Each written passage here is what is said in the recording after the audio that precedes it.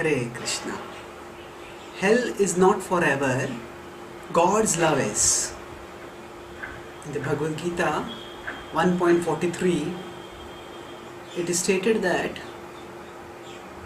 Utsanna kula dharmanam manushyanam janardana narake niyatam vaso bhavati tenushruma. So Arjuna is speaking and he is saying Utsanna kula dharmanam, that those who destroy the kula dharma, the dynastic traditions, the dynasty itself, manushyanam janardana, O Janardana Krishna, such people, such manushya, narake niyatam vaso, will stay forever in hell. Bhavati tenushruma, this is what I have heard. So now, will stay in hell forever. What does this mean? Actually, we know the concept of staying forever in hell or eternal damnation is present in certain religions or in some denominations of certain religions. Now, is the Gita referring to something like that? No, not at all, because this verse is a part of the whole Bhagavad Gita, and the Gita is founded in a particular worldview. So we have to see the statement of the Gita in the context of the broader worldview. So the broader worldview states that actually the whole material world is temporary. In 8.15, Dukkhalem Ashashvatam, the whole world is said to be Ashashvata, temporary. So if the whole world is temporary, hell is also a part of the world, then hell will also be temporary. And if hell is temporary, then how can, if hell itself is temporary, then how can anyone's residence in hell be forever? And even more emphatic, the next verse says, in 8.16, Abrahma bhuvana loka punaravartina Arjuna, that from the topmost to the lowermost planets, all are places of places where from which people come back. So there is no, from the topmost place in the world, Brahma Loka, Bhuvanal, from the lowermost place in the world, all the places are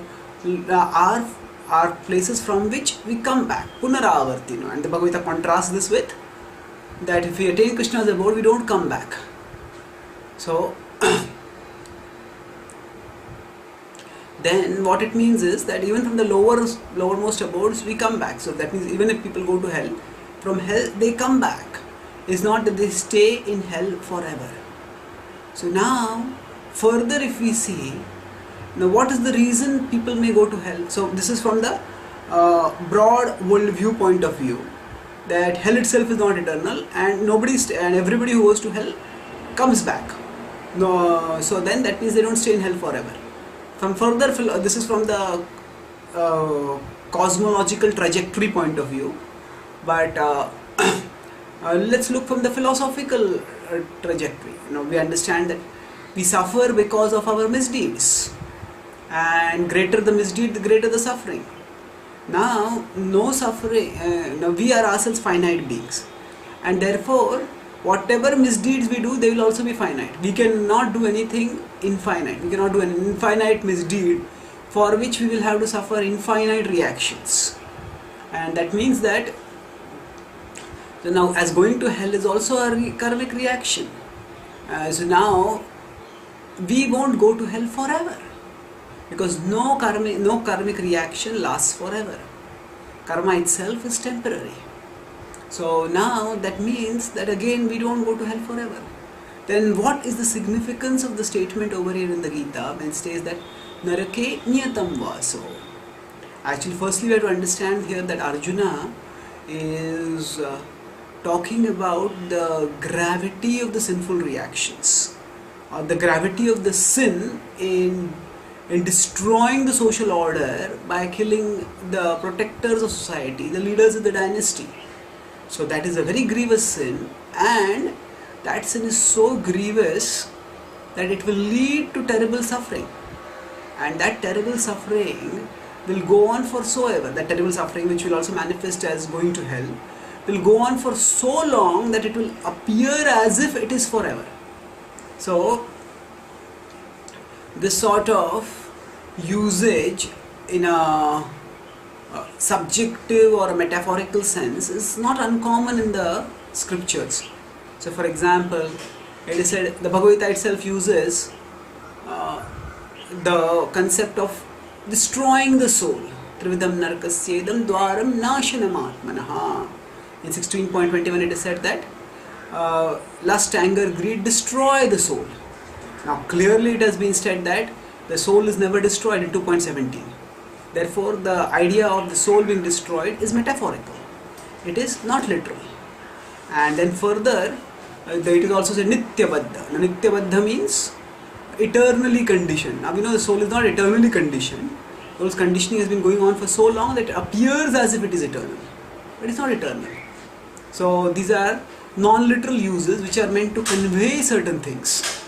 And when we understand this context, when we understand what is meant to be conveyed, then we can avoid philosophical misunderstandings that may come because of certain cultural presuppositions which we have acquired from our past, from other backgrounds.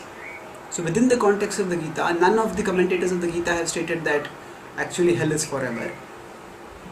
And that's why the point is, most important reason why hell is not forever is because the Gita's vision of God is very different from the vision of God sometimes depicted in certain traditions which talk about eternal damnation. The Gita's God is not a wrathful being who sends people to hell forever. Actually, the Gita's God is a merciful being who loves everyone so much that he accompanies them as the super soul wherever they go. Even when they go to hell, rather than he sending them to hell, he goes with them to hell. And there also he guides them so that they can reform and redeem themselves. And then he helps them attain eternal happiness in his eternal abode. And so what is eternal is not hell but God's love.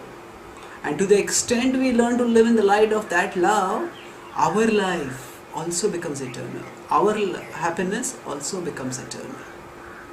And pointing us towards that eternal life and eternal happiness is the essential message of the Gita. Thank you. Hare Krishna.